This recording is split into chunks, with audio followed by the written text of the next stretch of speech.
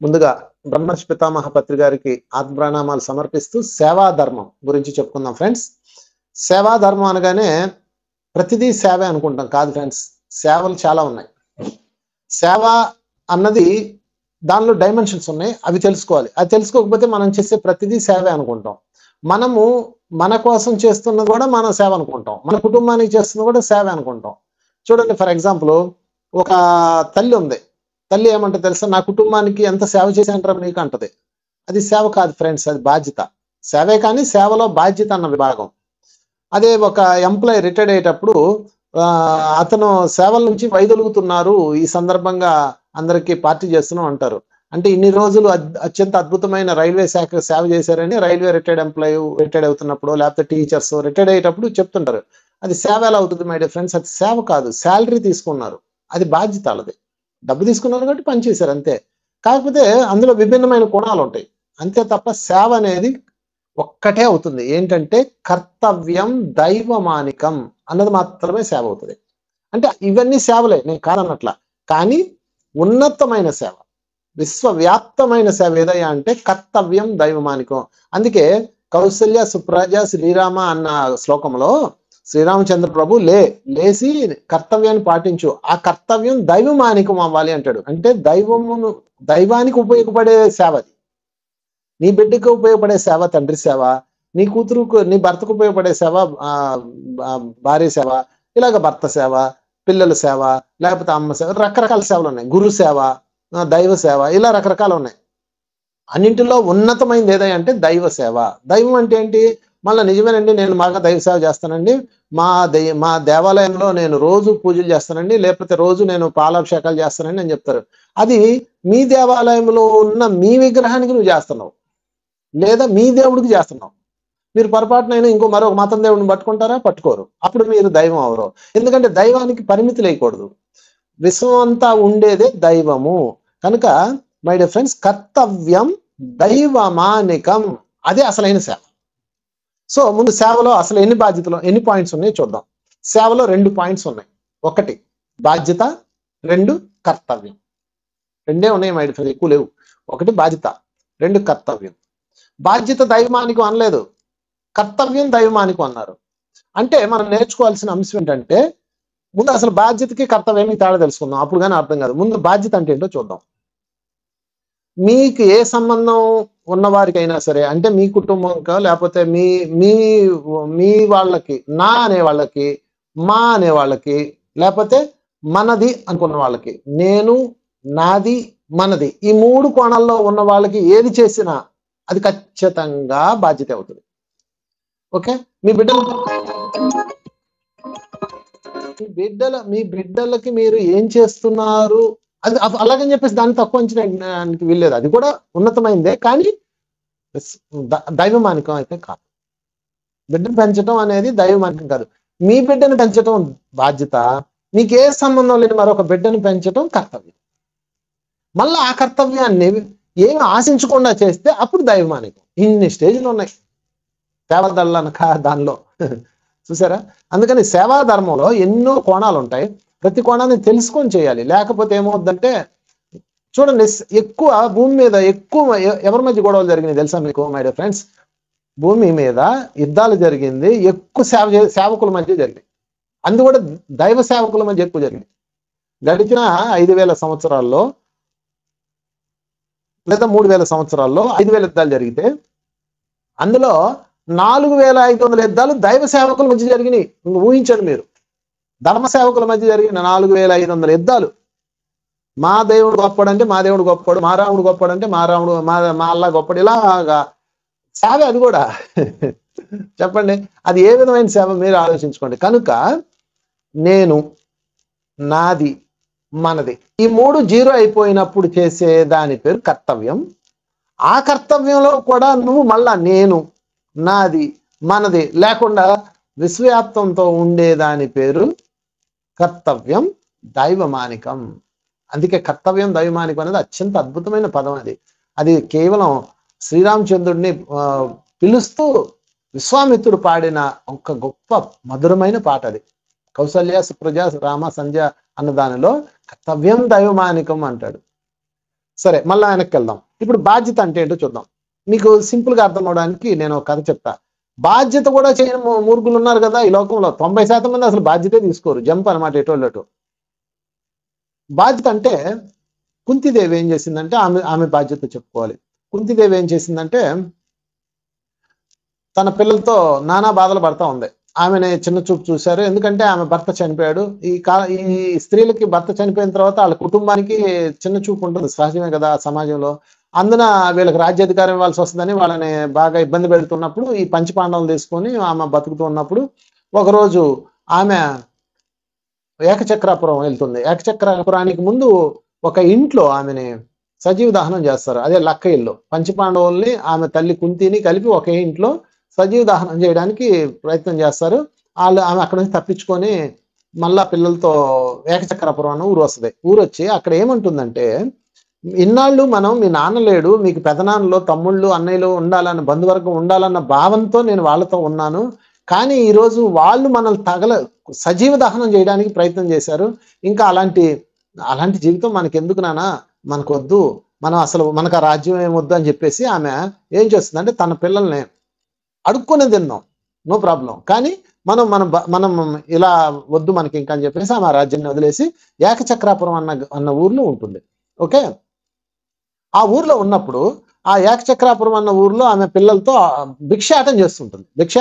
వాళ్ళ చేత. చూడండి, ఒక తల్లి వాళ్ళు రాజపుత్రులు వెళ్ళి మళ్ళీ కోర్టులో వేయచ్చు, భీష్ముడి ముందు నిలదీయచ్చు, మమ్మల్ని సజీవదానం చేసినందుకు వాళ్ళకు ఉరి తీయండి అని పోరాటం చేయొచ్చు, రకరకాలు చేయొచ్చు.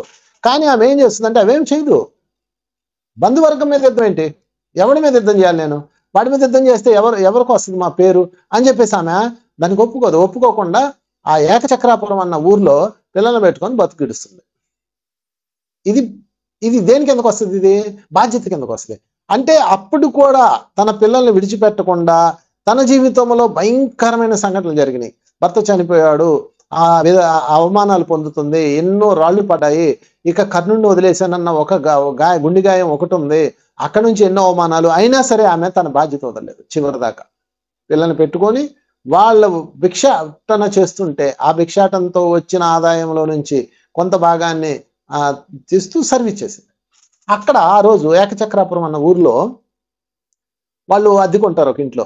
అద్దెకున్న ఇంట్లో పొద్దున్నే ఆమె ఏడుస్తూ ఉంటది. ఎందుకమ్మా ఏడుస్తున్నామంటే, ఈ ఊరు బయట అడవి ఉంది, అడవిలో ఒక రాక్షసుడు ఉన్నాడు, వాడు ఊరి మీద పడి అందరినీ చంపి తినేస్తున్నాడు. అందుకని ఊర్లో వాళ్ళందరూ కలిపి ఒక అగ్రిమెంట్ చేశారు, నీకు రోజుకు ఒక ఇంటి నుంచి ఒక మనిషిని బండెడు భోజనాన్ని మేమే పంపిస్తాము, నువ్వు ఎవరిని చంపద్దు, రోజుకు ఒకళ్ళు నీకు ఏం కావాలో అది పంపిస్తాము, అందరిని ఊరికే కొరికి పడేయడం ఎందుకు, చంపడం ఎందుకు అని అగ్రిమెంట్ చేసుకున్నారు. అలాగా ఈ ఊరిలో ఒక్కొక్క ఇంట్లో ఒక్కొక్క బిడ్డను పంపిస్తున్నారు. ఈ రోజు మా వంతమ్మ, మా బిడ్డను పంపించాలి అని ఏడుస్తుంటది, మాకున్నది ఒకే బిడ్డమ్మ అని ఏడుస్తుంటది. ఎందుకంటే వాళ్ళ వంతు వచ్చింది ఆ ఊర్లో, ఏకచక్రాపురం అన్న ఊర్లో.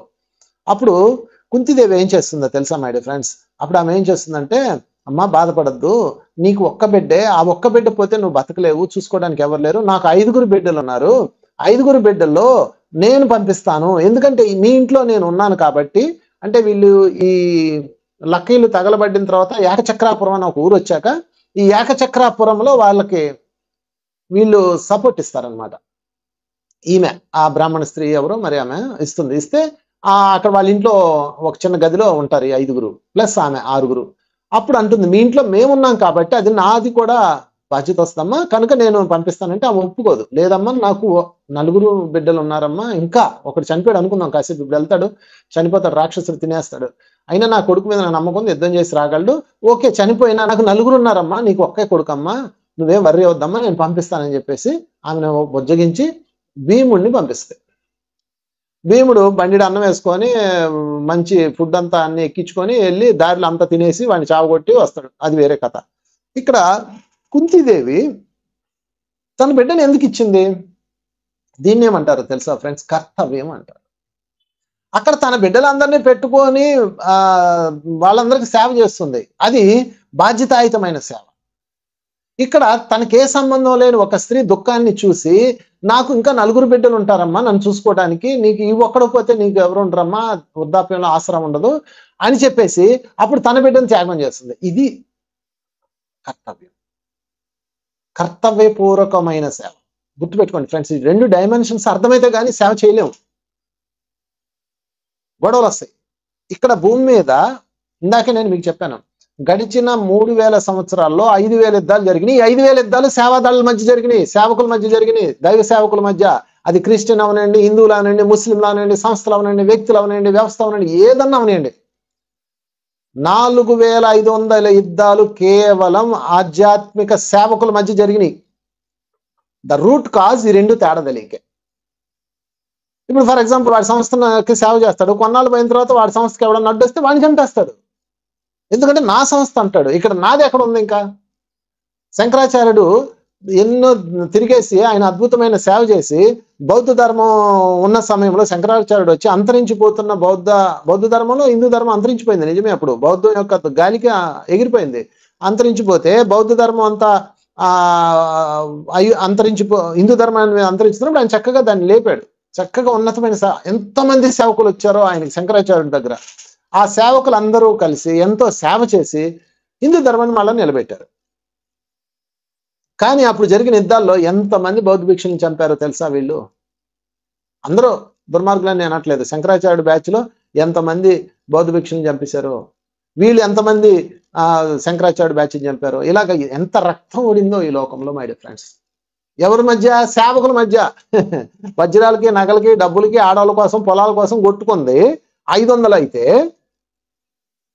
సేవా మార్గంలో ఉన్న వాళ్ళ మధ్య జరిగింది 4500. మీరు పచ్చి నిజం, మీరు అవునన్నా కాదన్నా. అదేంటండి సేవకులు అలా ఎందుకని ఉంటారంటే ఉన్నారు. మరి ఎందుకు ఉన్నారంటే ఇదిగో కర్తవ్యానికి బాధ్యతకి తేడా తెలియకుండా ఉన్నారు కాబట్టి. కనుక ఫ్రెండ్స్ అర్థం చేసుకోండి, చాలా ముఖ్యమైన పాయింట్ ఇది.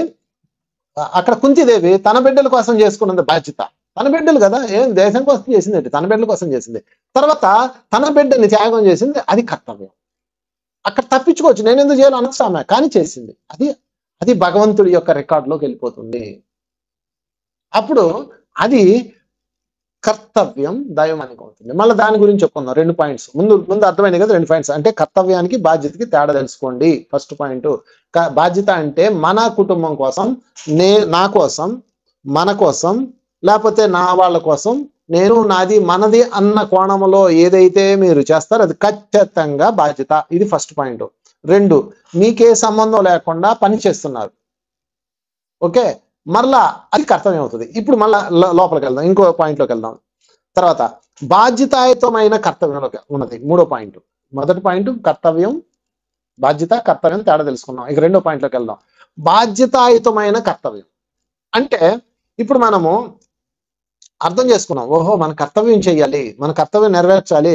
ఏముంది అబ్బా 24 గంటలు నా పిల్లల కోసం నేను సేవ చేసుకుంటున్నానని అనుకొని బయటకు వచ్చి మనం కర్తవ్యంలోకి వస్తాం. ఓకే, కర్తవ్యంలోకి వచ్చిన తర్వాత ఆ కర్తవ్యం కూడా ఎందుకు చేస్తున్నారంటే బాధ్యతాయుతమైన కర్తవ్యం. అంటే బాధ్యతాయుతమైన కర్తవ్యం అంటే అర్థం ఏంటంటే, ఫర్ ఎగ్జాంపుల్ నేను నా మీదే చెప్తాను, ఎవరి మీద చెప్తే మళ్ళా మీకు డౌట్ ఎందుకు. నాకు ఒకరోజు ఒక సంవత్సరం క్రితం బాగా ఫీవర్ వచ్చింది, వైరల్ ఫీవర్ వచ్చింది. ఒక 1 year బ్యాక్ వైరల్ ఫీవర్ వస్తే నాకు నా బాడీ అసలు ఇప్పుడు జ్వరాలు కానీ జబ్బులు కానీ ఏం లేవు. అలాంటిది నాకు వైరల్ ఫీవర్ వచ్చింది. ఏంటబ్బా వైరల్ ఫీవర్ వచ్చింది అనుకొని ధ్యానంలో కూర్చున్నా. 4 రోజులు ఉంది, తగ్గలేదు. బాగా పెయిన్స్ ఉన్నాయి, బాడీ పెయిన్స్, వైరల్ ఫీవర్. నేను ధ్యానంలో కూర్చొని ధ్యానం ఎంత చేసినా తగ్గలేదు. సరే ఎనివే అలా నెమ్మది వస్తుంది, ఎక్కుతుంది. మొత్తం మీద ధ్యానంలో కూర్చొని అడిగా, నాకు ఈ వైరల్ ఫీవర్ ఎందుకు వచ్చింది, దయచేసి చూపించండి. నేనేదో కర్మం చేస్తేనే ఏదో బ్యాక్గ్రౌండ్ ఉంటుంది, ఉండకుండా ఉండదు కదా ఇన్కార్డినెన్స్ లో. అయితే నేను ఏం చేశాను చూపించండి అని అడిగా. అప్పుడు నాకు నా డ్రీమ్లో వచ్చింది. తెల్లవారుజామున లేసి ధ్యానంలో కూర్చొని అడిగి ధ్యానం చేసి నిద్రపడి, మీ డ్రీమ్లో ఏదైనా వస్తుంది. అప్పుడు నా డ్రీమ్లో ఏమొచ్చిందంటే, ఒక అతన్ని నేను నా కళలో పూర్వజన్మలో నేను ఒక పలకతో కొడుతున్నా. ఒక చిన్న పలక లాంటిది ఏదో ఉంది, బహుశా అది టైల్స్ స్టోన్స్ ఉంటాయి చూడు, దాంతో కొడుతున్నా. అతను తల బయలు పడిపోయాడు. అది అంతా నా కళ్ళలో చూశాను నేను. అప్పుడు నేను ఏం చేశానంటే దాన్ని చూసుకొని నేను రియలైజ్ అయ్యా, అరే అందుకా వచ్చింది నాకు అని ధ్యానంలో కూర్చొని అతను క్షమాపణ చెప్పుకుంటుంటే నాకు మాస్టర్స్ వాయిస్ వినపడుతుంది. నీకు అర్థమైంది ఇప్పుడు ఫీవర్ ఎందుకు వచ్చిందో అన్నారు. అర్థమైంది. అయితే నాదో డౌటు, అతను అంత దారుణంగా నేను కొడితే కేవలం ఫీవర్ అయినా నాకు, నేను చేసింది చాలా పెద్ద తప్పు. ఒక మనిషిని తల మీద కొట్టడం అనేది తప్పు. నేను గత జన్మలో చేశాను, నా కళ్ళలో చూశాను. అయితే నేను దానికి నేను క్షమాపణ చెప్పాను. సరే నాకు అంత పెద్ద తప్పు చేస్తే చిన్న జ్వరమేనా అన్నాను. అప్పుడు నాకేం చెప్పారు తెలుసా మాస్టర్స్, నాకు వినపడ్డది, నువ్వు చేస్తున్న సేవ ఆధారంగా గత 20 ఏళ్ళ నుంచి నేను ఇదే పని కదా, నో ఉద్యోగం, ఏ ఉద్యోగం లేదు, పూర్తిగా క్లాసులు చెప్పడం, ఇంకా వేరే పని లేదు, నాకు వ్యాపకం లేదు. గత 22 సంవత్సరాలుగా నువ్వు చేస్తున్న సేవ ఆధారంగా, నువ్వు చేస్తున్న పని యొక్క ఫలితం ఆధారంగా నీ యొక్క కర్మ తగ్గించబడింది అని చెప్పారు. అంటే మనం ఏదైతే ఈరోజు సేవ చేస్తున్నామో, ఏదైతే కర్తవ్యపు సేవ చేస్తున్నామో, అది పూర్తిగా మన కోసం చేస్తున్నాం మై డియర్ ఫ్రెండ్స్. ఇది మొదటి దశ. అందుకే దీన్ని ఏమన్నామంటే బాధ్యతాయుతమైన కర్తవ్యం. ఇప్పుడు నేను అక్కడ ఎంతో మందికి ధ్యానం చెప్పాను. ఈ 22 సంవత్సరాల్లో కొన్ని వేల మంది, లక్షల మంది యొక్క చైతన్యాన్ని వృద్ధిపరిచాను. వాళ్ళకి పరిచయలో సహాయం చేశాను. నా క్లాసెస్ విని ఎంతో మంది మారారు. ఇవన్నీ ఎవరి కోసం చేసుకున్నాను? నా కోసమే. నా యొక్క బాధ్యత అది. నా కర్మలు తీసుకోవడానికి నాకు బాధ్యత. ఇది నాకు ఇవ్వబడ్డ బంపర్ ఆఫర్. అంటే బాధ్యతాయుతమైన కర్తవ్యంలో ఉన్నా నేను. అంతేగాని ఏదో విశ్వ కళ్యాణము ఇవన్నీ తర్వాత మాటలు. అది విశ్వ కళ్యాణం అనేది ఎవరికి వర్తించదు. అది కేవలం అవతారంలో ఉన్న వాళ్ళకి మాత్రమే వర్తిస్తుంది. వాళ్ళకి ఏ కర్మలు ఉండవు. ఇప్పుడు పత్రిజీ లాంటి వాడు ఉన్నాడు, ఆయనకి ఏ కర్మలు లేవు, కానీ ఆయన పని చేస్తాడు అంతే. అలాంటి స్థాయిలో ఉన్న వాళ్ళకి, అంటే దాన్ని అవతారం అనాలన్నమాట. అవతారంలో ఉన్న వాళ్ళకి మాత్రమే అది ఉంటుంది కర్తవ్యం. ఇక్కడ మనం చేస్తున్న, మీ సంగతి ఏమో పక్కన పెట్టండి, నా సంగతి చెప్తున్నా. నేను చేస్తున్న ఈ సేవ బాధ్యతాయుతమైన కర్తవ్యం. ఇప్పుడు ఇదే చేయకపోవచ్చు, ఇంకోటి కూడా చేయొచ్చు నేను, కానీ అది కర్తవ్యం అవదు, బాధ్యతాయుతమైన బాధ్యత అవుతుంది. అందుకని మై డియర్ ఫ్రెండ్స్, ఇక్కడ బాధ్యత కర్తవ్యంలో మనము కర్తవ్యం వైపు ఉండాలి. బాధ్యత పూర్తి చేయాలి. మళ్ళీ అలాగనే బాధ్యత వదలకూడదు. మీరు బాధ్యత వదిలేరా మళ్ళీ మీరు వెనక్కి వెళ్ళిపోతారు. ఏ బాధ్యత ఏ కర్తవ్యం కోసం వదలకూడదు, ఏ కర్తవ్యాన్ని ఏ బాధ్యత కోసం వదలకూడదు. ఇది బాగా నోట్ చేసుకోండి. చాలా మంది చెప్తుంటారు ఇవన్నీ వదిలిచ్చేసుకొని నేను లోకానికి సేవ చేయాలని అంటాడు. చేయలేరు మీరు. ఇంట గెలవలేనోడు రచ్చ గెలవలేడు. ఇంట గెలిచాక రచ్చ గెలవాలి. ఉట్టికి ఎగరలేనోడు స్వర్గానికి ఎగరలేడు. నీతో జీవితాన్ని పంచుకుంటూనే నీ కుటుంబానికే నువ్వు సేవ చేయలేకపోతున్నావు, బాధ్యతాయుతమైన సేవ చేయలేకపోతున్నావు. నీకే సంబంధం లేని వాళ్ళకి ఎలా చేస్తావు? అసలు ఎలా అనుకుంటున్నావు? నువ్వు చేయలేరు మీరు. దానికి ఎగ్జాంపుల్ విశ్వామిత్రుడే. విశ్వామిత్రుడు చాలా సంవత్సరాలు సాధన చేస్తాడు. అందరూ ఋషి అంటారు, రాజర్షి అంటారు, ఇంకోటి అంటారు, కానీ బ్రహ్మర్షి అని మాత్రం అనరు. ఆయన బ్రహ్మర్షి అవ్వలేడు. నేను ఎందుకు బ్రహ్మర్షి అవ్వట్లేదని ధ్యానంలో కూర్చుంటే ఆయనకు తెలుస్తుంది, పలానా ఊరెళ్ళు, ఆ ఊర్లో నిన్ను బ్రహ్మర్షి చేసే గురువు ఉన్నాడు అంటారు. ఆ ఊరు వస్తాడు. ఆ ఊరు వస్తే ఆ ఊర్లో ఒక స్త్రీ ఉంటది అనమాట. ఆ స్త్రీ ఊరు వెళ్ళేటప్పుడు దారిలో పక్షిగా అడవిలో కూర్చుంటాడు. పక్షి నెత్తి మీద రెట్టేస్తే దాన్ని ఇంకా కోపంగా చూస్తాడు, అది కాలిపోద్ది. ఊర్లోకి వస్తాడు. ఊర్లోకి వచ్చి ఒక ఇంటి ముందాగి భిక్ష పెట్టమ్మా అంటాడు. అనగానే ఆమె బయటకు రావడానికి కొంచెం ఆలస్యం అవుతుంది, పిల్లలకి అన్నం పెడుతుంటది. అప్పుడు ఆమె వచ్చి ఆలస్యంగా భిక్ష పెట్టడానికి వస్తుంది. కోపంగా చూస్తాడు, ఎందుకని ఆలస్యం చేసింది కదా, మనం పిలవగానే పరిగెట్టుకు రావాలి, అది మన లెవెల్లో. ఆమెమో ఆలస్యంగా వస్తుంది, పిల్లలకి అన్నం పెడుతుంటది. అన్నం పెట్టేసాక వాళ్ళకి శుభ్రం చేసి అప్పుడు వస్తుంది. 10 నిమిషాల తర్వాత కోపంగా చూస్తారు. అప్పుడు ఆమె అంటది, మరి అంత కోపంగా చూడకో, కాకేంటి పక్షినేంటి కాలిపోవడానికి అంటది. అనగానే అమ్మ బాబు ఏమైనా గురువు అని కాళ్ళ మీద పడతాడు. బాబు నేను నీ గురువును కాదు, నాకు నా పిల్లల్ని చూసుకోవడం తప్ప ఇంకోటి తెలియదు, నేను ఏ వేదాలు చదవలేదు, ఈ ఊళ్ళో ఇంకొక ఆయన ఉన్నాడు, ఆయన దగ్గరకు బాగుంటది. అక్కడికి వస్తాడు. అతను ఎవరో మటన్ కొట్టు అతను అనమాట. అతను మటన్ కొట్టుకుంటూ ఉంటాడు. అతని పేరు ధర్మవ్యాధుడు. అతని దగ్గరకు వచ్చి, ఇదేంటి మటన్ కొట్టుడు దగ్గరకు వచ్చాను నేను, ఇతను నా గురువు అనుకుంటాడు. ఇతను చూసి అర్థం అవుతుంది, సరే పదండి అని చెప్పేసి ఇంటికి తీసుకొస్తాడు. వాళ్ళ ఇంట్లో నలుగురు ఉంటారు వృద్ధులు, 2 అత్తమామ, 2 తల్లిదండ్రులు. ఆయన భార్య చనిపోతుంది, పిల్లలు ఉండరు. అంటే ఈ ఒక్క అతను ఆ నలుగురిని చూసుకోవాలి. అయినా వదిలిపెట్టకుండా వాళ్ళకి బట్టలు మారుస్తూ వాళ్ళంతా ఒళ్ళంతా ఖరాబ్ చేసుకుని నలుగురు బెడ్ మీద ఉంటారు. ఆ నలుగురికి అతను బాధ్యతాయుతమైన సేవ చేసి వాళ్ళ బట్టలు మార్చి వాళ్ళకి అన్నం పెట్టి మళ్ళీ విశ్వామిత్రుడు ముందుకు వచ్చి కూర్చుంటాడు. అయ్యా చెప్పండి మీకు ఏం కావాలి అని. నాకు గురువు మీరేనంట, ఈ ఊర్లోనే నా గురువు ఉన్నాడంట, అది మీరేనంట, నాకు ఇన్నర్ మెసేజ్ వచ్చింది, సో ప్లీజ్ క్లారిఫై మీ అంటాడు. అయ్యా నాకేం తెలుసా బాబు, నాకేం తెలియదు, నేను ఇదిగో నా తల్లిదండ్రులు సేవ చేసుకుని నన్ను చూశారు కదా, నేను కట్టుకోండి, నేనేం చెప్తానా, నేనేం వేదం చదివాను, ఉపనిషత్తులు చదివాను, జంతువులు చంపి అమ్ముకొని బతకడం తప్ప నాకేం తెలియదు, నా తల్లిదండ్రులు మా మమ్మల్ని వదలకుండా చూసుకోవడమే నాకు తెలుసు అంటాడు. అండర్లైన్ చేసుకుని పాయింట్, వదలకుండా చూసుకోవటం. సరే విశ్వామిత్రుడు వెనక్కి వస్తారు. ఏం అర్థం కాదు, ఏంటిది ఎందుకు ఇలా, అసలు అది గురువు అన్నారు, అక్కడికి వెళ్ళాను ఎవరు లేడు, అసలు ఏదో జరిగింది అంటే అక్కడేదో ఉంది అని చెప్పి ధ్యానంలో కూర్చొని ఎత్తుకుంటే అప్పుడు కనిపిస్తాయి. ఒక స్త్రీ తన 2 పిల్లల్ని భోజనం పెడుతూ, ఋషి వచ్చిన గీషి వచ్చిన నథింగ్, నా పిల్లలే నాకు దైవాలు అంతే, ముందు వాళ్ళకి అన్నం పెట్టాలి అంతే, ఆ బాధ్యతలో ఉన్నాను చూసారా, బాధ్యత వదలలేదు. అంటే తన సేవా ధర్మాన్ని వదలలేదు, బాధ్యతాయుతమైన సేవా ధర్మాన్ని వదలలేదు. అప్పుడు ఆ తర్వాత అతని దగ్గరికి వెళ్తే ఒక కటికివాడు, వాడిని మనం మామూలుగానే టచ్ చేయము, మాట్లాడము, అలాంటి కటికివాడు, జంతువుల్ని చంపే కఠినాత్ముడు తల్లిదండ్రుల్ని అత్తమామల్ని చూసుకుంటాడు చాలా ప్రేమగా. ఓకే, మరి నేనేం చేస్తున్నాను? నా తల్లిదండ్రులు అత్తమామలు వదిలేశాను, నాకు పుట్టిన బిడ్డ శకుంతల అక్కడ అడవులు వదిలేసి వచ్చాను, నేను ఏ విధంగా మనిషిని అవుతాను అని ఆయన చెక్ చేసుకున్నాడు. అప్పుడు రియలైజ్ అయ్యాడు, అప్పుడు ఆయన బ్రహ్మర్షి అయ్యాడు. అంటే రియలైజ్ అవ్వడం కోసము ప్రకృతి ఆయన అక్కడ పంపించింది. అది అసలు కథ, ఇది కథలో ఉన్న గొప్ప నీతి వాక్యం అనమాట. అంటే ఇక్కడ ఆయన తన బాధ్యతను వదిలిపెట్టేసి కర్తవ్యం వైపు వచ్చాడు. బాధ్యత వదిలేసి కర్తవ్యం వైపు మీరు రావకూడదు. రావాలంటే అనుమతి ఇవ్వాలి. ఎవరు? ఆ బాధ్యతలో మీ కింద ఉన్నవాళ్ళు. ఫర్ ఎగ్జాంపుల్ శంకరాచార్యుడు ఉన్నాడు.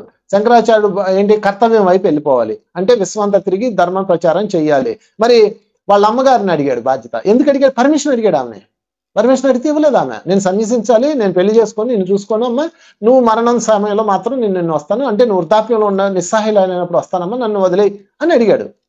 ఎందుకని? ఆయన కర్తవ్యం వైపు వెళ్ళాలి. అసలు ఎందుకు అడగడం?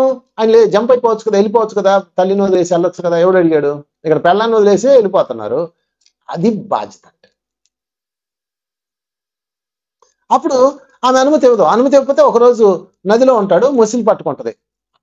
అదంతా ఆయన విశ్వ ప్రణాళిక. పట్టుకుంటది, చనిపోబోతుంటాడు. వాళ్ళ అమ్మ ఏడుస్తుంటది ఒడ్డు నుంచి, అమ్మ ఇప్పుడన్నా చెప్పు, నాకు అనుమతి ఇవ్వు, నాకు లైఫ్ వస్తుంది అంటాడు. చూడండి, ఇది చాలా కీలకమైన కథ. చాలా మంది దీన్ని మామూలుగా కథలా చూస్తాం. ముసిలి పట్టుకొని ఆయన వెనక లాగుతుంటది. ఈయన ఇంకా బాధ్యతలోనే ఉన్నాడు, కానీ ఈయన వచ్చిన పని ఏంటి? కర్తవ్యం దైవమానికం. ఈయన విశ్వం అంతా పని చేయాలి. కానీ అక్కడ ఆ ముసిలి పట్టుకొని లాగుతుంది. తల్లేమో ఏడుస్తుంది ఒడ్డు నుంచి, అమ్మ నాకు ఇంకా 10 నిమిషాలే, 1 నిమిషం టైం ఉంది, ఇది లోపల లాగి నేను చంపేస్తాను, అందులో సందేహం లేదు, ఎలాగో చనిపోతాను, అందుకని ఇప్పుడన్నా నువ్వు నాకు అనుమతి ఇవ్వు, ఏమో ఏం జరిగిద్దేమో అంటాడు. అనగానే ఆమె ఏం చేస్తుందంటే, నాయన నువ్వు సన్నిసించడానికి అనుమతిస్తున్నాను అంటది. అనగానే ముసిలి వదిలేస్తుంది. వెంటనే నేను బయటకు వచ్చేసి తల్లికి నమస్కారం పెట్టేసి, అమ్మ నువ్వేం బాధపడద్దు, నేను ఎప్పుడు నువ్వు నిస్సహాయ స్థితిలో ఉన్నా నేను తిరిగి వస్తానని చెప్పేసి వెళ్ళిపోతాడు. ఇది చాలా అద్భుతమైన లోతైన కథ. దీనికి బాగా గమనిస్తే మనం మామూలుగా అనుకుంటాము, శంకరాచార్యుడు తన శక్తితో మొసలను సృష్టించాడు, అది పట్టుకుంది, వాళ్ళమ్మను మాయ చేశాడు. ఇదంతా తప్పుడు కథలు అవన్నీ కాదు. విశ్వము శంకరాచార్యుడు చనిపోవడానికి ఫిక్స్ అయిపోయింది అప్పుడు. అంటే బాధ్యతలో ఉన్నాడు కాబట్టి ఆయన డెడ్ అయిపోయింది, ఇంకా ఆయన సినిమా అక్కడితో. కానీ విశ్వానికి ప్రామిస్ చేసింది వాళ్ళమ్మ, ఓకే నా కొడుకు నీకు ఇస్తున్నాను విశ్వమా అని. అప్పుడు విశ్వం బతికించుకుంది. యాక్చువల్గా ఆయన ఆయుష్ అక్కడితో అయిపోయింది. అంటే ఆయన బాధ్యతలో ఉంటే అక్కడితో సఫా. ఆయన ఏం చేశాడు? విశ్వం వైపు వచ్చాడు. ఆయన అమ్మ ఇద్దరు అనుమతి ఇవ్వాలి, తల్లి అనుమతి ఇవ్వాలి, లేకపోతే అవదు. ఎట్ట పడితే అట్ట మీ ఇష్టం అనుకుంటున్నారంటే, మీరు పైనుంచి కిందకు ఎవరినైతే తీసుకొని వస్తారో వాళ్ళందరూ ఒప్పుకొని తీరాలి, అప్పుడే మీకు మోక్షం, లేకపోతే అవదో. మీ ఇష్టం వచ్చినట్టు సినిమా హాల్లోంచి బయటకు వెళ్ళిపోయినట్టు కాదు ఇది జీవితం అంటే. ఖచ్చితంగా వాళ్ళ రెస్పాన్సిబిలిటీ ఉంటుంది మీకు. వాళ్ళ అనుమతి పత్రం మీద సంతకం మీకు చెయ్యాలి, నో అబ్జెక్షన్ సర్టిఫికెట్ ఇవ్వాలి. వదిలేసి వెళ్ళిపోదాం అనుకుంటున్నారు ఏంటి? అక్కడ కూడా వస్తుంది పిశాచంలాగా నీ పెళ్ళాం, ఎక్కడికి పోలేరు మీరు. అందుకని ఉత్తమమైన మార్గం ఏంటంటే బాధ్యతలు పూర్తి చేయండి, అందులోనే కర్తవ్యాన్ని చేయండి. ఇప్పుడు ఎంతమంది చేయట్లేదు? ఎంతమంది మాస్టర్స్, ఎంతమంది సేవకులు అలా చేస్తున్నారు? చాలా మంది ఉన్నారు. అది లెక్క చెప్పేది ఇప్పుడు సరిపోదు టైం. కనుక మై డియర్ ఫ్రెండ్స్, బాధ్యతని విడిచిపెట్టద్దు, ఇది రూల్ నెంబర్ 1. అలాగని చెప్పేసి పెళ్లి చేసుకున్నాక పిల్లలకి మళ్ళీ తగిలించుకోకండి. బాధ్యత అంటే ఎక్కడ దాకా చెప్తాను చూడండి. బాధ్యత అంటే మీరు మీ పిల్లలకి పెద్ద అయిన దాకా, వాళ్ళకి రెక్కలు వచ్చిన దాకా వాళ్ళకి సాకడం వరకే. ఆ తర్వాత వాళ్ళ కాళ్ళ మీద నిలబడితే మీ బాధ్యత అయిపోయినట్టే. పెళ్లి చేసుకోవడమో లేకపోతే వాళ్ళు ఉద్యోగాలు సెటిల్ అవడంతో మీ బాధ్యత అయిపోయినట్టే. ఇంకా మీరు వాళ్ళతో సంబంధం లేదు. అప్పుడు దాకా ఫ్రెండ్స్ ఇంకా హాయ్ బాయ్. అక్కడి నుంచి కర్తవ్యం స్టార్ట్ అవ్వాలి. ఇది ముఖ్యమైన పాయింట్. ఒక కాకి చూడండి, గుడు కడుతుంది, గుడ్లు పెడుతుంది, పెంచి పోషిస్తుంది, వాటిని రెక్కలు వచ్చిన దాకా జాగ్రత్త కాపాడుతుందండి. ఎంత జాగ్రత్త కాపాడుతుందో. తర్వాత రెక్కలు వచ్చి అవి ఎగడం ప్రారంభించిన తర్వాత అలవాటుగా తిరిగి వస్తాయి కాకులు, వాటిని పొడిచి తరిమేస్తుంది కాకి తల్లి. పోండి మిల్లి మీరు కట్టుకోండి, I would become a new life, నేను కొత్త జీవితం ప్రారంభించాలి, I want make my new house అని కొత్త ఇల్లు మొదలు పెడుతుంది కాకి. ఎంగిలి మెతుకులు తినే కాకి చూడండి ఎంత ఇంటెలిజెంట్గా ఉందో. మనం ఏం చేస్తాము? పెళ్లి చేసుకుంటారు, పిల్లలకి అంటారు, మంచి కష్టపడాలని పెంచి పెద్ద చేశారు, శబాష్. తర్వాత వాళ్ళకి పెళ్ళి అవ్వాలి, ఓకే, అక్కడ వరకు మీ బాధ్యత అయిపోయింది. అందుకే తాళికట్టు శుభవేళ అంటారు. తాళికట్టు శుభవేళ ఎవరికి, ఆడికి కాదు మనకి. అయితే వెనకటి రోజుల్లో పిల్లలు అయితే కానీ పెళ్ళిళ్ళు అయితే బాధ్యత అయిపోయినట్టు చూసేవాళ్ళు. బట్ ఈ రోజుల్లో పెళ్ళిళ్ళు చేసుకోవట్లా. 30 ఏళ్ళు వచ్చినా ఎవడు పెళ్లి చేసుకోవట్లేదు కాబట్టి మనకు సంబంధం లేదు. పేరెంట్స్ కి వాళ్ళకి ఉద్యోగం, చదువు అయిపోయింది, ఉద్యోగం వచ్చేసింది, ఇంకా వాళ్ళ సంపాదన వాళ్ళకి వచ్చింది, ఇంకా మీరు చేతులు దులిపేసుకోండి, నీకు సంబంధం లేదు, వాళ్ళ పెళ్లి వాళ్ళు చేసుకుంటారు. వీలైతే చేయండి, లేకపోతే భోజనానికి వెళ్ళండి, పెళ్లి భోజనానికి.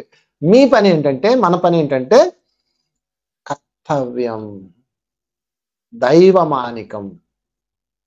ఎందుకంటే ఊరు పొమ్మంటుంది, భగవంతుడు రమ్మంటున్నాడు కాబట్టి. సో ఫ్రెండ్స్, ఇది కర్తవ్యంలో ఉన్న బాధ్యతలో ఉన్న కర్తవ్యం. సో ఇది బాగా గుర్తుపెట్టుకొని, కర్తవ్యానికి బాధ్యతకి తేడా తెలుసుకున్నాం కదా. ముందు బాధ్యత అన్ని పూర్తి చేయండి, ఏ బాకీ ఉంచుకోవద్దు మీరు. బాకీ అంటే చూడండి, ముని మనవడు కాదు, బిడ్డల వరకే. వాళ్ళు చదివించామా, వాళ్ళకి కొంచెం సపోర్ట్ ఇచ్చామా, క్లోజ్, అంతే. అలాగని మళ్ళీ వాళ్ళకి 100 కోట్ల ఆస్తులు అక్కర్లా, వాడి ఆస్తి ఆడు సంపాదించుకోవాలా. ఉండడానికి ఇల్లు, తినడానికి తిండి, చదువుకోవడానికి చదువు, వాళ్ళకి సపోర్ట్ ఇచ్చాం, చాలా అయిపోయింది, ఇంకేంటి. అక్కడ నుంచి కర్తవ్యం స్టార్ట్ అవ్వాలి. అందుకే మన పెద్దవాళ్ళు పెట్టారు, వనప్రస్థం, తర్వాత గృహస్థాశ్రమం, తర్వాత వనప్రస్థం. సరే, ఇప్పుడు కర్తవ్యంలోకి వచ్చాం. కర్తవ్యంలో కూడా ఏముంటుంది, మళ్ళా బాధ్యతాయుతమైన కర్తవ్యం ఉంటుంది. ఇందాకే చెప్పాను మీకు నేను, మనం చేసే ప్రతి కర్తవ్యం సేవ, కర్తవ్యపు సేవ. మళ్ళీ చెప్తున్నాను, గుర్తుపెట్టుకోండి, సేవా ధర్మం అంటే 2, ఒకటి బాధ్యత, 2 కర్తవ్యం. బాధ్యతాపూర్వకమైన సేవ, కర్తవ్యపూర్వకమైన సేవ. బాధ్యతాపూర్వకమైన సేవ అంటే ఇందాక చెప్పేసుకున్నాం, పిల్లలది అదంతా. ఇప్పుడు కర్తవ్యపూర్వకమైన సేవలో ఎవరికి సేవ చేస్తున్నారు మీరు? జీవాత్మకి. అంటే మీకు మీరే సేవ చేసుకుంటున్నారు. ఇక్కడ మీరు చేసే ప్రతి సేవ కర్తవ్యపూర్వక సేవ.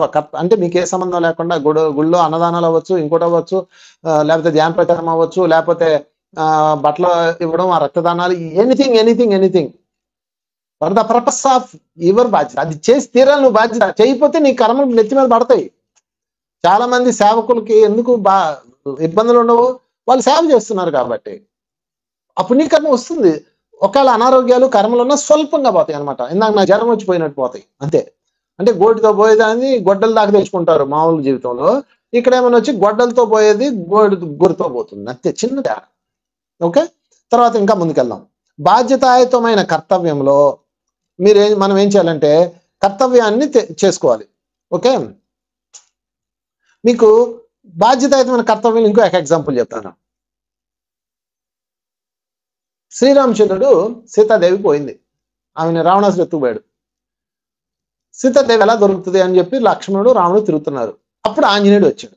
ఆంజనేయుడు వచ్చి, శ్రీరామ, నీ భార్యపోయి బాధపడుతున్నావు కదా, భార్యపోయి బాధపడుతున్నవాడు, ఆ బాధపడుతున్నావు అంటే అది నీకేదో కర్మ ఉంటుంది, ఖచ్చితంగా ఉంది ఆయనకి. గత జన్మలో తులసి బృంద అన్న ఒక కర్మ ఉంటుంది. శ్రీహరిగా ఉన్నప్పుడు ఆయన తెచ్చుకుంటాడు దాన్ని, అదంతా వేరే కథ, ఇప్పుడు అటు వెళ్ళొద్దు. భార్య పోయిన వాడికి నువ్వు సహాయం చేయి, అప్పుడు నీ భార్య దొరుకుతుంది అంటాడు. భార్యపోయి ఎవడు బాధపడుతున్నాడు?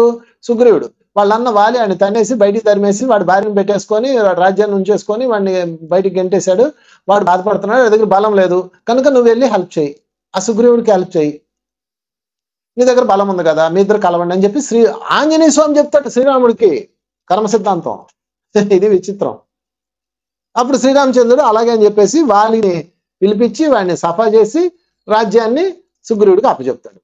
అప్పుడు సుగ్రీవుడు తర్వాత సహాయం చేసి సీతాదేవిని ఎత్తుకొస్తారు. చూసారా, భార్య లేని తనకి భార్యని ఇప్పించాడు, తన భార్యని తనకి ఇప్పించాడు తన దగ్గర ఉన్న శక్తితో. భగవంతుడు ఏం చేస్తాడు అంటే ఒక్కొక్కరికి ఒక్కొక్క ప్రాబ్లం అందుకే పెడతాడు, అందరికి ఒక ప్రాబ్లం పెట్టాడు. ఎప్పుడు చూడండి, ఒక్కొక్కడికి ఒక్కొక్క ప్రాబ్లం పెడతాడు. అందుకని ఇక్కడ ఏం చేస్తామంటే మన ప్రాబ్లం లాంటి ప్రాబ్లం అవతల వాడికి ఉన్నది మనం తీర్చగలం, మన ప్రాబ్లం వాడు తీర్చగలడు. అందుకని ఒకరికి ఆర్థిక ప్రాబ్లం, ఒక కుటుంబ ప్రాబ్లం, ఒకరికి ఆరోగ్య ప్రాబ్లం, ఇట్లా ఉంటాయి. అంటే ఎవరి దగ్గర ఏ ప్రాబ్లం ఉందో అలాంటి ప్రాబ్లం నీ దగ్గర ప్లస్ ఉంటుంది, వాడికి మైనస్ ఉన్నది నీకు ప్లస్ ఉంటుంది. అప్పుడు మీ ప్లస్ తీసుకెళ్ళి వాడికి ఇచ్చేయాలి. అలాగే వాలి యొక్క భార్యని కాపాడతాడు. తర్వాత సుగ్రీవుడి యొక్క భార్యని కాపాడతాడు. తర్వాత వాలి చనిపోయిన తర్వాత సుగ్రీవుడి సహాయంతో వెళ్ళి సీతను ఎత్తుకొచ్చారు. అప్పుడు శ్రీరాముడికి సీత దొరికిందా లేదా? మరి శ్రీరాముడు ఇక్కడ అతనికి చేసింది ఏంటి? ఏ సేవది? బాధ్యతాయుతమైన కర్తవ్యం. అంటే తన కర్మను రిమూవ్ చేసుకున్నాడు అక్కడ, అంతే. ఓకే ఫ్రెండ్స్, ఇంకా తర్వాత ఇంకొంచెం ముందుకెళ్దాం. తర్వాత బాధ్యతాయుతమైన కర్తవ్యం అంటే ఒకటే అర్థం చేసుకోండి, అంటే నేను శ్రీరాముడు ఒక కోణంలో, ఇంకా చాలా కోణాలు ఉన్నాయి. ఆయన అక్కడ పూర్తిగా కర్తవ్యం దైవానికలో ఉంటాడు, తనకే సంబంధం లేకుండా సేవ చేసినవి కూడా ఉంటాయి. సరే, అయ్యి పక్కన పెడదాం. ఒక ఎగ్జాంపుల్ చెప్పుకున్నాం, ఇంకో ఎగ్జాంపుల్ చెప్తా. బాధ్యతాయుతమైన కర్తవ్యం అన్న పాయింట్ చెప్తున్నాను మీకు, మళ్ళీ ఒకసారి రిపీట్ చేస్తున్నాను. సేవ అన్న కార్యక్రమంలో రెండు ఉంటాయి, ఒకటి బాధ్యత, రెండు కర్తవ్యం. బాధ్యత అంటే ఏంటో చెప్పేశాను, కర్తవ్యంలో ఉన్నాము. కర్తవ్యంలో కూడా బాధ్యతాయుతమైన కర్తవ్యం. బాధ్యతాయుతమైన కర్తవ్యం అంటే మనం చేసే ప్రతి కర్తవ్యం మన జీవితాలను వెలుగునిస్తుంది మై డియర్ ఫ్రెండ్స్. ఎందుకు చెయ్యాలి అంటే అందుకు చెయ్యాలి. బాబు, చాలా హోల్స్ ఉన్నాయి మన కర్మలో, వాటిని క్లీన్అప్ చేసుకోవాలి. అందుకు ధ్యాన ప్రచారం చేయాలి, అందుకు ధర్మ ప్రచారం చేయాలి, అందుకు ఏ సేవ వస్తే మీ ముందుకు అది చేయాలి. చేయకపోతే మానేయండి, మీ ఇష్టం. చేయకపోతే డేటా బ్యాంకులో అది ఉండిపోతుంది. ఎప్పుడైతే ఇది చేయడం మొదలు పెట్టారో, ఈ పుణ్యకర్మలో మీ యొక్క కర్మ త్రాసుని బ్యాలెన్స్ చేసేసి మీ కర్మల్ని డిజాల్వ్ చేసేస్తాయి. మరి ఆ శ్రీరాముడు కర్మను డిజాల్వ్ చేసిందా లేదా? అక్కడ ఆలోచించండి. శ్రీరాముడికి సీతాదేవి ఎలా దొరికింది? సుగ్రీవుడు సైన్యం లేకపోతే శ్రీరాముడు సీతాదేవిని తేలేడు. సుగ్రీవుడు ఎందుకు ఇచ్చాడు? సుగ్రీవుడికి సహాయం చేశాడు. ఇది పరస్పర సహాయం చేసుకొని, పరస్పర బాధ్యత పంచుకొని కర్తవ్యం వైపు వెళ్ళాలి. అందుకని ఈ రోజు మనం చేసే ప్రతిదీ కూడా బాధ్యతాయుతమైన కర్తవ్యం మనకు జీవితాన్ని ఇస్తుంది. అది మర్చిపోకండి ఫ్రెండ్స్. అందుకనే నా కోసమే నేను చేసుకుంటున్నాను అన్న మాట మర్చిపోకూడదు ఏ సేవకుడు కూడా. ఏ సేవకుడు కూడా నా కోసం నేను చేసుకున్నాను. నన్ను ఎవడో అడుగుతారు, అబ్బా ఏం చెప్తాను క్లాస్, ఎంతమంది జీవితాలు వెలుగునిచ్చారని అంటారు. బాబు, వాళ్ళ జీవితాలకు వెలుగు వచ్చిందో లేదో నాకు అనవసరం. నేను నా కోసం చెప్పుకుంటున్నా. నా బాధ్యత అది. ఎందుకంటే నా గతం తాలూకా ట్రాక్స్ ఉన్నాయి. నా ఆత్మ బోల్డని చేసింది. నేను ఆత్మలో అవన్నీ క్లీన్ చేస్తున్నా. అది జీవాత్మ శక్తి అంటే. ఇక్కడ ఎవడు దాడు చేసుకుంటున్నాడు, ఎవరికి పక్కోడికి ఇట్లా చేసాడంటే వాడు వేరే. అది లాస్ట్ లో చెప్తాను. కర్తవ్యం దైవానికున్న కేటగిరీలో చాలా తక్కువ మంది ఉంటారు. ఇక తర్వాత పాయింట్లోకి వెళ్దాం. పాండురాజు ఉన్నాడు. పాండురాజు ఏం చేశాడు తెలుసా? పాండురాజు అడవిలో ఉన్నప్పుడు షికారుకి వెళ్తాడు. షికారుకి వెళ్ళినప్పుడు తన ఇద్దరు భార్యలతో ఆనందంగా షికారుకి వెళ్ళినప్పుడు జంతువులను చూసి వేటాడతాడు. రాజులు వేట అనేది సహజమే కదా, వేటాడతాడు. అంటే భార్యల ముందు కొంచెం బిల్డప్ ఇస్తాడు అనమాట. కొట్టగానే అప్పుడు ఆ బాణం వెళ్ళి ఒక జింకల రూపంలో తిరుగుతున్న మునికి తగులుతుంది. అంటే కథ అలా ఉంటది. దాని అర్థం ఏంటంటే ఆనందంలో ఉంటాయి ఆ రెండు భార్య భర్తలు అనమాట. జింక, ఆ రెండు మృగయ వినోదం అంటారు. ఆ రెండు శృంగారంలో ఉన్నప్పుడు కొడతాడు. అప్పుడు ఆయనకి పెద్ద శాపం తగులుతుంది. ఏంటంటే ఎంత కరుకోటకాడు కూడా, ఎంత వేటగాడు కూడా జంతువులు శృంగారంలో ఉన్నప్పుడు చంపరు. ఆఖరికి పాములను చంపేవాళ్ళు కూడా రెండు పాములు శృంగారంలో ఉంటే చంపరు, జత కలుస్తున్నప్పుడు కొట్టరు. రెండు పక్షులు లవ్వింగ్ లో ఉన్నప్పుడు బాణం వేయరు. అది కటికివాడు కూడా, ఐ మీన్ వేటాడే ఒక వేటగాడికి కూడా ఉంటదే. మన వేళ కొట్టేవు అని అడుగుతాడు. నువ్వు అసలు రాజువేనా, అలా ఉండొచ్చా అని ఆయన చనిపోతాడు. ఆయన శాప మీద పెడతాడు. అది పక్కన పెట్టండి. ఈయన రాజ్యంలోకి వస్తాడు పాండురాజు. మనసు పాడైపోద్ది. ఒక రెండు జంతువులు ఎంతో ఆనందంతో భార్యాభర్తలు ఆ సృష్టి కార్యంలో ఉన్నప్పుడు నేను చంపానే, అసలు నాకు ఏ విధంగా రాజుగా పాలించే అర్హత ఉంటది, రాజు అంటే అందరిని కన్న బిడ్డల్లా చూడాలి కదా అని ఆ రోజు నుంచి తను చేసిన పనికి రియలైజ్ అయ్యి, అసలు రాజు అయితే వేటాడాలని రూల్ ఉందా అని చెప్పేసి, నేను ఈ రోజు నుంచి రాజ్యపాలన చెయ్యను అని చెప్పేసి రాజ్యం విడిచిపెట్టి వచ్చేస్తాడు. కేవలం ఒక జంట జింకను చంపిన దానికి రియలైజ్ అవుతాడు ఆయన. యాక్చువల్గా రాజులు వేటాడుకోవచ్చు, ఎవరైనా చంపచ్చు, ఉంటుంది కదా రూల్స్, దాని ప్రకారం ఉన్నాడు. కానీ ఆ జంతువు యొక్క బాధ చూసాక ఆయన రియలైజ్ అవుతాడు. రియలైజ్ అయ్యి అడవిలోకి వచ్చి ఇంకా నేను నో జీవహింస చేయకూడదని చెప్పేసి అడవిలో కుటీరం పెట్టుకొని, చాలా మందికి ఈ కథ తెలియదు, ఇది untold story of Panduraju. Panduraju ఎలా చేశాడని ఎవరికి తెలియదు. పాండురాజు అడవిలో చాలా సంవత్సరాలు జీవిస్తాడు. మీరు ఏదో ఇవాళ వెళ్ళి చనిపోయాడు అనుకుంటారు. అంటే ఆ కథల్లో ఏం చెప్తారంటే ఆయన తలబలి చనిపోయాడు అని కాదు, మధ్యలో 5గురు పుట్టారు. ఒక్కొక్కడికి 5 సంవత్సరాలు వేసుకుని 20 సంవత్సరాలు బతికాడు ఆయన అడవిలో. తన భార్యతో అడవిలో, ఇద్దరు భార్యలతో అడవిలోకి వెళ్ళిపోయి చిన్న కుటీరం కట్టుకొని ఉంటాడు. వాళ్ళు కూడా వెళ్ళిపోతారు ఆయనతో పాటు, మాద్రి అండ్ కుంతి. సరే, మొత్తం మీద ఇద్దరు వెళ్ళి అక్కడ ఉంటారు. ఉన్నప్పుడు తర్వాత వీళ్ళు ఆ పంచభూతాల యొక్క అంశాలతో, యమధర్మరాజు అంశాలతో అంటే వాళ్ళ చైతన్యంతో బిడ్డలను అంటారు. అది వేరే విషయం. ఈ 25 సంవత్సరాలు అంటే 5గురు పుట్టారు, 5 సంవత్సరాల గ్యాప్తో 20 సంవత్సరాలు, పోనీ 20 సంవత్సరాలు ఏం చేశాడు మీకు తెలుసా? పాండురాజు 20 సంవత్సరాలు అడవిలో రాజ్యం విడిచిపెట్టేసి సన్యాసం స్వీకరించి, సన్యాసం మీన్స్ రాజ్యం వదిలేసి నాకు రాజుగా పాలించే అర్హత లేదు, ఒక జంతువుని చంపాను నేను అని తాను వచ్చి ఏం చేశాడు? అడవిలో చిట్ ఫండ్ వ్యాపారం చేశాడా? రియల్ ఎస్టేట్ చేశాడా? లేకపోతే అట్లీస్ట్ వాట్సాప్లో టిక్ టాక్లు చేసుకుంటూ కూర్చున్నాడా? కాదు. ఏం చేశాడు తెలుసా మై డియర్ ఫ్రెండ్స్? జీవహింస మహాపాపం అని ప్రచారం చేశాడు ఆయన ఆ రోజుల్లో. ఏం వెలుగులోకి రావు ఇలాంటి కథలో. ఎవడు దేన్ని వేటాడద్దని ప్రచారం చేశాడు. అది బాధ్యతాయుతమైన కర్తవ్యం. ఎందుకు చేశాడు? తనకు ఒక శాపం ఉంది, తను ఒక జీవుల్ని ఇంత దారుణంగా చేశాడు.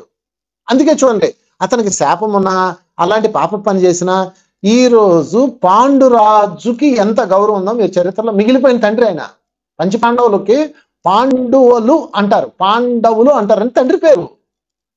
అలాంటి బిడ్డలు పుట్టారు చాలు ఆయనకి. మనం ఎంత ధర్మాత్మలో మన పిల్లకాయలు ఉన్నారు చాలు కదా. విలన్స్ ఎక్కడో లేరు, పిల్లల రూపంలో ఎందుకు ఉన్నారు? మన జీవనం సరిగా లేదు కాబట్టి.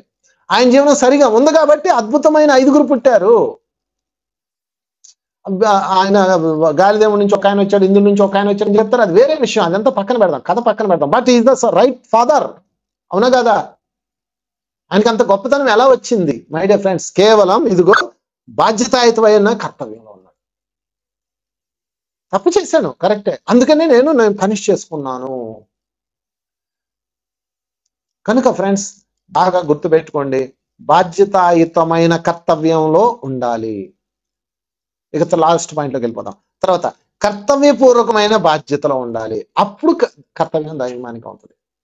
ఇది థర్డ్ డైమెన్షన్. మొత్తం సేవాధర్మంలో 2 పాయింట్లు. ఏ బాధ్యత, బి కర్తవ్యం. ఓకే, బాధ్యతలో పిల్లల్ని చూసుకోవటము, మీ కుటుంబ ధర్మంలో ఉండడం, అవన్నీ. సేవలో కర్తవ్యంలో రెండు కేటగిరీలు చెప్తున్నా. ఒకటి మళ్ళీ కర్తవ్యం అన్న దానిలో 2 కేటగిరీలు, అంటే బిలో 2 పాయింట్స్. ఒకటి బాధ్యతాయుతమైన కర్తవ్యం, మళ్ళా బి కర్తవ్యంలో బాధ్యత. ఇప్పుడు కర్తవ్యంలో బాధ్యత అంటే ఏంటో చూద్దాం. కర్తవ్యంలో బాధ్యత అంటే ఏంటంటే, ఇప్పుడు చూడండి ఈ పోస్టర్లో ఏముంది, అక్కడ శ్రీరామచంద్రుడు ఒక వారధి కడుతున్నాడు. ఇది వెనకతల వారధి కడుతున్నారు. ఈ వారధి ఏంటి, ఎవరు కడుతున్నారు? వానర సైన్యం, ముఖ్యంగా ఆంజనేయుడు కడుతున్నాడు. ఈ ఆంజనేయుడు వచ్చి వారధి నిర్మిస్తూ ఉన్నాడు. ఆ వారధి నిర్మిస్తున్నాడు కదా, ఆ వారధి నిర్మించేటప్పుడు నిజానికి ఆంజనేయుడు గాలి ఎగిరిపోయే పవర్ ఉంది కదా, ఆయన ఎందుకు అక్కడ ఉండాలి? ఆయన ఎగిరిపోవచ్చు, ముందు వెళ్ళిపోయి అక్కడ ఏర్పాటు చేస్తుంది, కానీ ఆయన కూడా అందులో ఉంటాడు. అంటే ఒక వారధి కట్టడం అంత చిన్న విషయం మై డియర్ ఫ్రెండ్స్. ఒక కాలం మీద చిన్న గోడ కట్టడానికి మనం ఎన్నో తెప్పలు పడతాం, అలాంటి సముద్రం మీద వారధి నిర్మించడం అంటే చిన్న విషయం. ఆలోచించండి. ఆ వారధి నిర్మించేటప్పుడు చాలా కష్టాలు వస్తాయి, చాలా బాధ్యతలు వస్తాయి, చాలా యాక్సిడెంట్లు అవుతుంటాయి. పైగా ఏ ఎక్విప్మెంట్ లేని ఆ రోజుల్లో రాళ్ళు తేవాలి, నీళ్ళలో వేయాలి, అవన్నీ ఒక వారధిలా తయారవ్వాలి. అవలవుద్దా?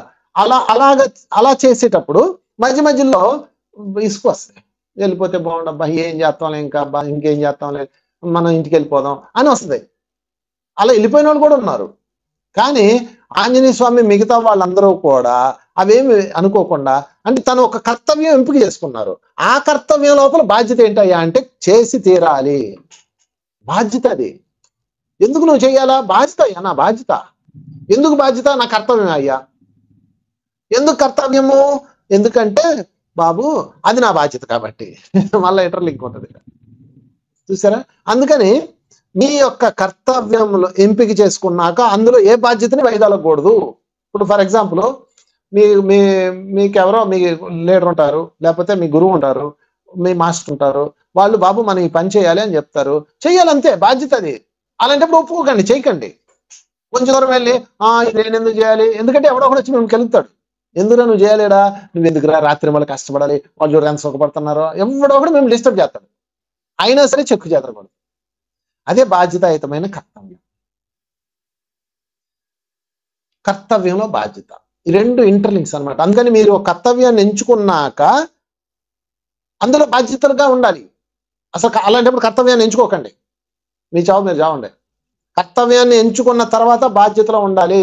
సుగ్రీవుడే ఎగ్జాంపుల్. దానికి కూడా సుగ్రీవుడు రాముడికి మాటిస్తాడు, అలాగే నేను ఈ భార్యను ఎతికి పెడతాను, నాకు రాజ్యం ఇప్పించావు కదా, మా రాజ్యంలోకి వచ్చి హ్యాపీగా ఉండు 4 రోజులు అంటాడు. ఇది వర్షాకాలం అంటాడు. లేదు లేదు నేను రాకూడదు, నాది వనవాసం అని చెప్పేసి సుగ్రీవుడు అక్కడే ఉంటాడు. ఉన్న తర్వాత సరే రాముడు అక్కడే ఉంటాడు, రాముడు లక్ష్మణుడు, ఆంజనేయుడు కూడా రాముడితోనే ఉండిపోతాడు. సరే ఉన్న తర్వాత మళ్ళా ఇక్కడికి వస్తారు. ఇక్కడికి వచ్చిన తర్వాత సుగ్రీవుడు మళ్ళీ రాజ్యం వచ్చేసింది, కొత్త భార్యలు వచ్చారు, పండగ చేసుకుంటూ ఉంటాడు. 6 నెలలు గడిచిపోతాయి. ఇట్టే పూర్తిగా మందు ఎంజాయ్మెంట్ లో ఉంటాడు అనమాట. అంటే ఏం మిక్స్ అయింది అక్కడ? కర్తవ్యంలో బాధ్యత వదిలేశాడు. అక్కడ రాముడు చెయ్యాలి ఆయన కర్తవ్యం, కానీ బాధ్యత వదిలేశాడు. బాధ్యత వదిలేయడంతో అప్పుడు శ్రీరామచంద్రుడు ఆ లక్ష్మణుడు పంపిస్తాడు. లక్ష్మణుడు వచ్చి వార్నింగ్ ఇస్తాడు అనమాట. చూడు, మీ అన్న వాలినే లేపేశాడు, మా అన్న నిన్ను లేపడం అంత పెద్ద విషయం కాదు, నువ్వు బాధ్యతను ఎందుకు మర్చిపోయావు, నీ కర్తవ్యంలో ఉన్న బాధ్యత ఎందుకు మర్చిపోయావు అంటాడు. అప్పుడు మత దిగి అప్పుడు వచ్చి యుద్ధం చేస్తాడు అనమాట. ఈ మధ్యలో జరిగిన కథ ఇది. అంటే మనం ఒక కర్తవ్యాన్ని ఎంపిక చేసుకున్నప్పుడు అది ఆ పని చేయాల్సి వచ్చినప్పుడు దాన్ని వదలకూడదు, మీరు చెయ్యాలి అంతే. వదిలేసి ఎలా పోతారు? అప్పుడు అది దైవమానికం అవుతుంది. ఇక్కడ సుగ్రీవులా ఉండకూడదు, మనం రామదాస శిష్యుల్లా ఉండాలి. అది లాస్ట్ కథ చెప్పి క్లోజ్ చేస్తాను. రామదాస సమర్థ రామదాస అని ఒక ఆయన ఉన్నాడు. ఆయనకు ఒక శిష్యుడు ఉన్నాడు. ఆ శిష్యుడికి చాలా అమాయకుడు అనమాట. ఒకరోజు వాళ్ళ గురువు గారు కాశీ వెళ్తున్నాడు. ఆయన శిష్యులు మొత్తం 20 మంది, వీడు 20వ వాడు. నేను కాశీ వెళ్తున్నాను, ఆ రోజుల్లో కాశీ వెళ్ళాలంటే 3 నెలలు పట్టుద్ది. నేను కాశీ వెళ్తున్నాను, నాతో పాటు అందరిని తీసుకెళ్తాను, కానీ ఆశ్రమం చూసుకోవడానికి ఒక్కడు ఉండాలి. ఆశ్రమంలో రామాలయం ఉంది, ప్రతిరోజు శ్రీరాముడికి నైవేద్యం పెట్టాలి, అది బాధ్యత. ఈ బాధ్యతను ఎవరు తీసుకుంటారు అని అంటాడు. చూడండి, బాధ్యత అంటే అదనమాట. అంటే ఇక్కడ కర్తవ్యంలో బాధ్యత. ఓకే, సో మీకు ఈ కర్తవ్యాన్ని ఎవరు నిర్వర్తిస్తారు అంటాడు. ఎవరు రారు, ఎందుకంటే కాశీ యాత్ర గురువు గారితో పాటు వెళ్ళే ఛాన్స్ ఎవడో వదులుకుంటాడు. నేను అంటారు. ఒకడు ఉంటాడు, నువ్వు ఉంటావా, నువ్వు ఉండు అంటాడు. సరే నేను ఉంటాను గురుగారు అంటాడు. వాడు ఉంటాడు. అయితే గురుగారు ఆడికి జాగ్రత్తలు చెప్తారు. ఇదిగో, నువ్వు రోజు దీపం పెట్టాలి, శ్రీరాముడికి నైవేద్యం పెట్టాలి, ఆయనకి పెట్టిన తర్వాత ఆయన తిన్న తర్వాత నువ్వు తినాలంటాడు. ఓకే, అలాగే గురుగారు అంటాడు. గురుగారు వెళ్ళిపోతాడు, 19 మందిని తీసుకొని వెళ్ళిపోతాడు. ఈయన ఒక్కడు ఉంటాడు ఆశ్రమంలో. పొద్దున్నే లేస్తాడు, ఆశ్రమం శుభ్రం చేస్తాడు, శుభ్రం స్నానం చేస్తాడు, శ్రీరాముడికి నైవేద్యం తయారు చేస్తాడు. ఆ రామాలయంలోకి వెళ్ళి దీపం పెట్టేసి రాముడి ముందు పెట్టి, రామ తొందర తిను, బాగా ఆకలేస్తుంది నాకు అంటాడు. అని ఆడే కూర్చుంటాడు. రాముడు రాడు, తిండో, మధ్యాహ్నం అయిపోద్ది, ఆయన తిండో, అది ఖాళీ అవ్వదు. ఇదేంది గురువుగారు తింటాడని చెప్పి నేను తినట్లేదు అంటాడు. అంటే వాడు అంత ప్యూర్ క్యాండిడేట్ అనమాట, వాడికి అమాయకత్వం. వాడు ఎంతసేపటికి రాడు గురువుగారు. రాకపోతే అప్పుడు ఇదేం చేస్తాడంటే, గురువుగారు చెప్పినట్లుగా ఆయన తిన్నాకే కదా నేను తినాలని ఆడు తిండం. అరే సాయంత్రం అయిపోతే నీరసం వచ్చేస్తుంది, ఇంకా రాత్రి అయిపోతుంది. ఇంకా ఏం చేస్తాడు, ఆ ప్రసాదం తీసుకెళ్లి జంతువులకు పడేసి, కుక్కలకు పడేసి పడుకుని పోతాడు. మళ్ళీ పొద్దున్నే లేచి స్నానం చేసి అంత రెడీ చేసి మళ్ళీ ప్రసాదం తయారు చేసి తీసుకెళ్లి, శ్రీరామ ఇవాళన్నా నువ్వు తిను, నిన్న నుంచి తిండి లేదు, నీరసంగా ఉన్నాను అంటాడు. ఆ రోజు రాడు, 2వ రోజు, 3వ రోజు, 4వ రోజు రాడు. రకరకాలకు పిలుస్తాడు, రాడు. ఇంకా 5వ రోజు ప్రసాదం తయారు చేసి పాక్కుంటూ వస్తాడు. ఎందుకంటే నిలబడే ఓపిక కూడా లేదు అతనికి, ఇలా పాక్కుంటూ వస్తాడు. చూడండి, అయినా తిండవు. అది బాధ్యత అంటే. మనమా ముందు ప్లేట్ లేపేస్తాం తర్వాత. గురువుగారు తిన్నాడా లేదా మనకెందుకు ఆ ఘోర అంతా, ముందు మన ప్లేట్ మనం లేపేయాలి అంతే. తోటి మిత్రుడు తిన్నాడు కూడా మనకు అనవసరం, ముందు మన ప్లేట్లో భోజనం వేసామా మనం లేపేసామా అంతే. కానీ ఇతను ముద్ద మొట్టడు. 3వ రోజు, 4వ రోజు, 5వ రోజు పాక్కుంటూ వెళ్తాడు. పాక్కుంటూ వెళ్ళి శ్రీరాముడి ముందు పెట్టి, శ్రీరామ లాస్ట్ వార్నింగ్, ఇప్పుడు కానీ రాకపోతే ఇంక నేను చనిపోయేట్టున్నాను, నన్ను చంపిన పాపం నీకే వస్తుంది, నీ ఇష్టం, వచ్చారా లేకపోతే మాని అని ప్రసాదాన్ని పెడతాడు. దెబ్బకు వస్తాడండి శ్రీరాముడు, సీత, ఆంజనేయుడు, లక్ష్మణుడు మొత్తం 4 దిగుతారు. దిగ్గానే ఈయన మహానంద పడతాడు. అంతేగాని మళ్ళీ ఆనందంతో పరసించి ఓహో వచ్చావని అండో, సైలెంట్గా బయటికి వెళ్ళి తాళం పెట్టేస్తాడు. తాళం పెట్టగానే అరే ఏంట్రా తాళం వేసావు అంటాడు. శ్రీరాముడు కావాలనుకుంటే మాయమైపోవచ్చు కదా, తాళం వేస్తాడు. అంటే ఈ కథలో ఒక గొప్ప నీతి ఉంది, తీసుకుందాం. తాళం వేయగానే ఎందుకు తాళం వేసావు అంటాడు. స్వామి నువ్వు రావడానికి 5 రోజులు పట్టింది, ఇప్పుడు వెళ్ళామంటే మళ్ళీ ఎప్పుడు వస్తారు, రేపు రోజు వచ్చి తినాలి కదా, 1 నెల రోజులు మా గురువుగారు టైం ఇచ్చారు, ఆ 1 నెల రోజులు నేను చూసుకోవాల్సిన బాధ్యత నాది కాబట్టి ఖచ్చితంగా మీరు చూడాల్సిందే అంటాడు. అప్పుడు సరే ఓ పని చేయి, తాళం ఉంది, నేను ఉంటానులే, మాట ఇస్తున్నాను అంటాడు. రాముడు మాట ఇచ్చాడు కదా, ఇంకా అడిగిపోతాడని తాళం తెస్తాడు. ఇంకా ఆ రోజు నుంచి శ్రీరాముడు, లక్ష్మణుడు, సీత, ఆంజనేయుడు అక్కడే ఉంటారు.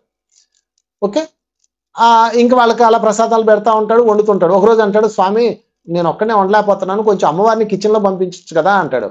ఓకే అంటాడు. సీతాదేవి వచ్చి కిచెన్ లో డ్యూటీ వేస్తుంది. ఆమె వండుతుంటది, వీళ్ళు తింటుంటారు.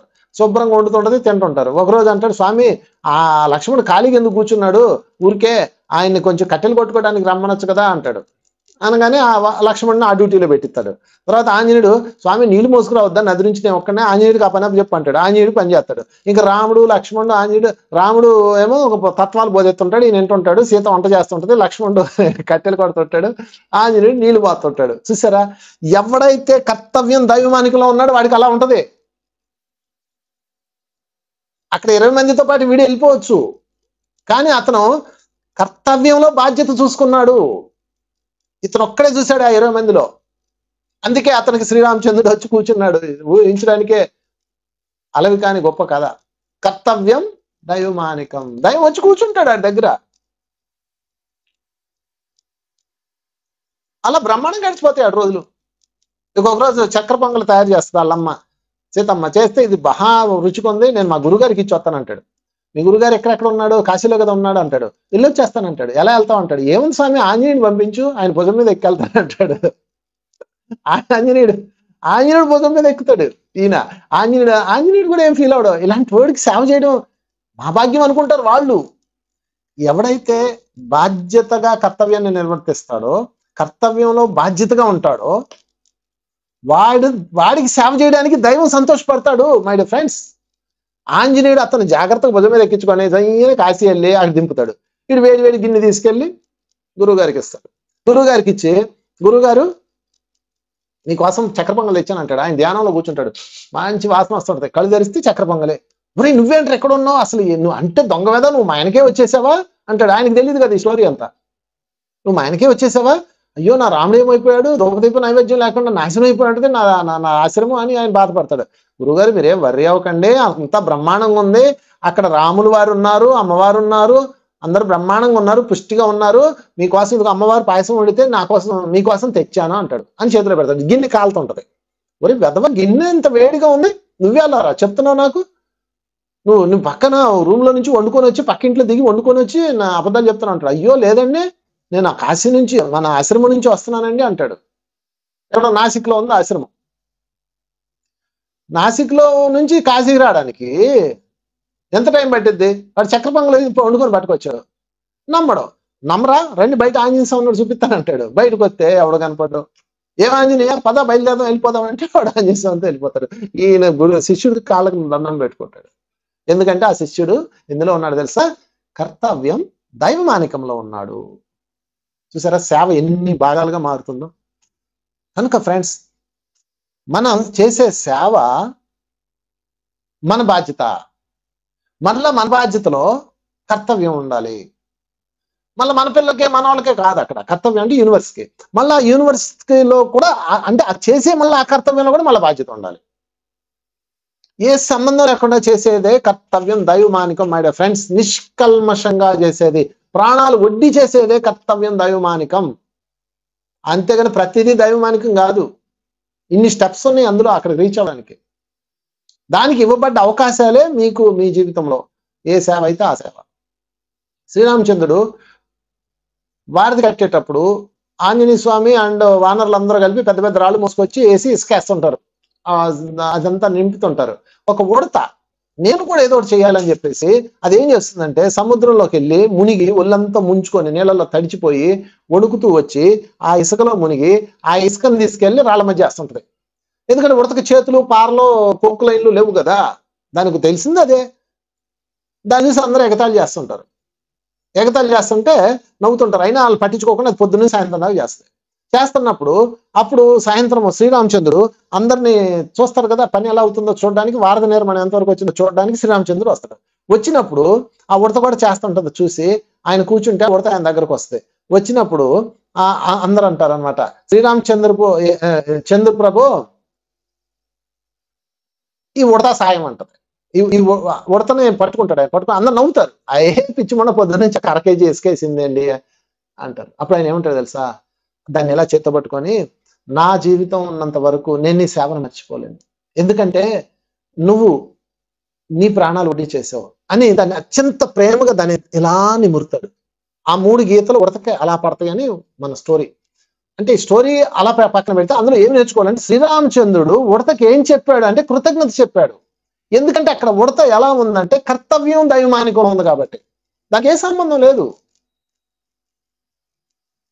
అయితే ఇక్కడ మీకు డౌట్ రావచ్చు, ఎవరు అడుగుతారు పక్కనే వచ్చి, ఐ థింక్ అంగదుడు ఎవరు అడుగుతారు, శ్రీరామచంద్ర ఒక ఉడతకి థ్యాంక్స్ ఎందుకు చెప్పి, అది ఏం చేసిందో ఒక అరకేజీ ఇసుకేసింది అంతే కదా అంటారు. అప్పుడు ఏమంటారు తెలుసు ఆయన, అది మనం కూడా ఈ పదం వాడుతుంటాం, ఉడతా సాయం అంటుంటాం. తప్పు మాట.